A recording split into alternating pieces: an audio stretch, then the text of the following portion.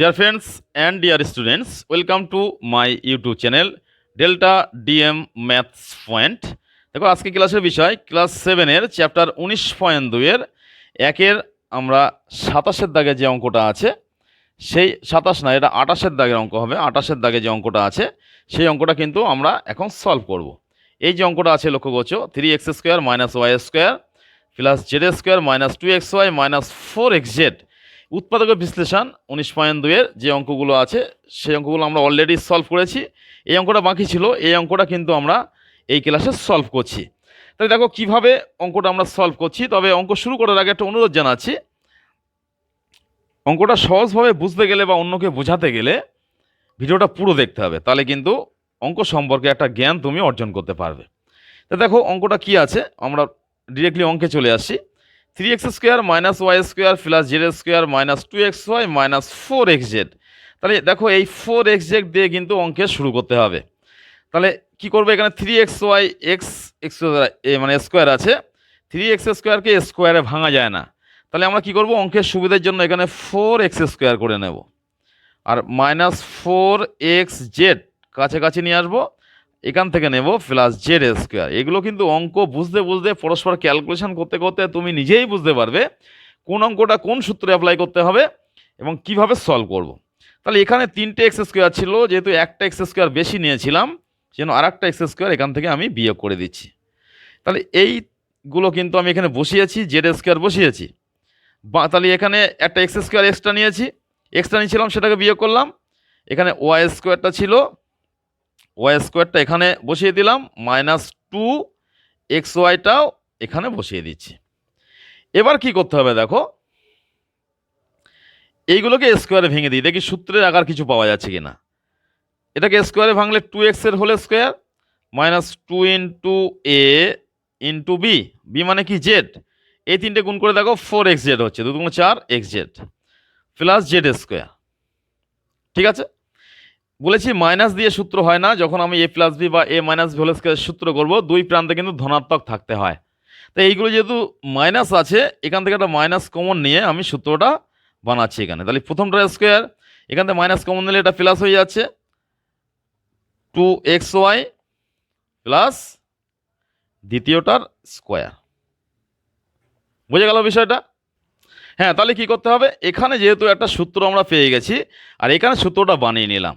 তাহলে এবার দেখো এই তিনটে দিয়ে কি সূত্র হচ্ছে, এখানে সূত্রটা হচ্ছে প্রথমটা মাইনাস দ্বিতীয়টা, দ্বিতীয়টা কি আছে জেড আছে, তাই প্রথমটা মাইনাস দ্বিতীয়টার হোল স্কোয়ার।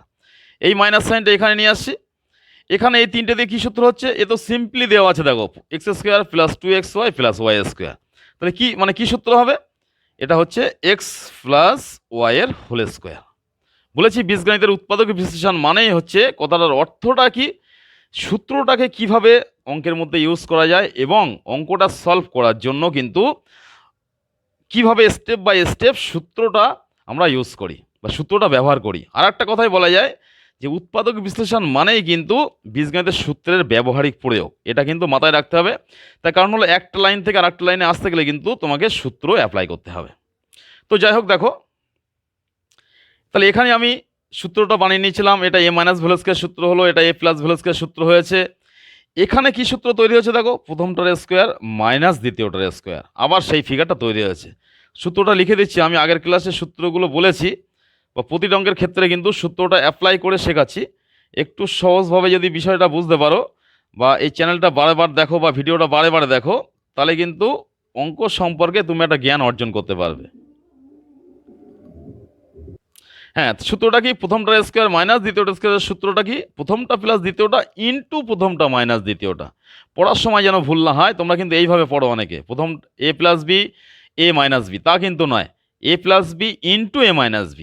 তো যাই হোক সূত্রে চলে আসছি, মানে অঙ্কের মধ্যে চলে আসছি। তাহলে এটাকে প্রথম, এটাকে দ্বিতীয় ধরো, সেকেন্ড ব্র্যাকেট ইউজ করলে কি হচ্ছে, প্রথমটা 2x - z, এটাকে প্রথম প্লাস দ্বিতীয়, দ্বিতীয় কোনটা x প্লাস ওয়াই অর্থাৎ বি, এটাকে আমরা যেহেতু বি ধরেছি এটাকে আমরা বি বলতে পারবো, এটা এ এটা বি, অনেক রকমভাবে কিন্তু বিষয়টা বললাম।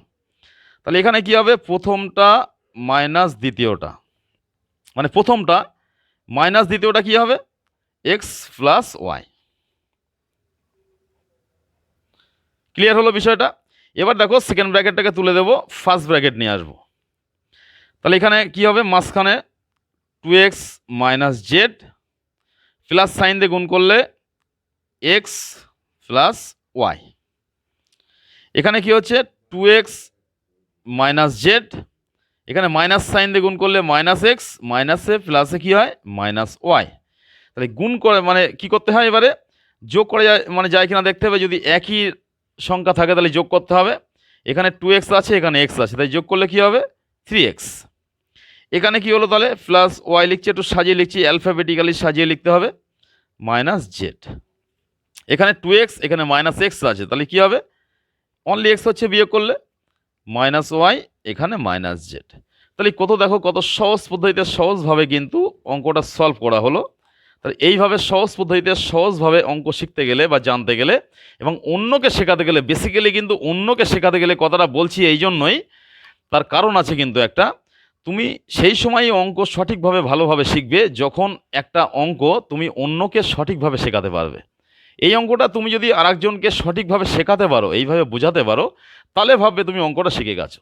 তো যাই হোক, যদি ভিডিওটা ভালো লেগে থাকে তাহলে এই ভিডিওটাকে লাইক দিয়ে চ্যানেলটাকে সাবস্ক্রাইব করে সকলের মধ্যে শেয়ার করে দেবে। আমরা পরবর্তী ক্লাসে 19.2 উৎপাদক বিশ্লেষণের যে সেকেন্ড পার্ট আছে সেই সেকেন্ড পার্টটা নিয়ে আলোচনা করব।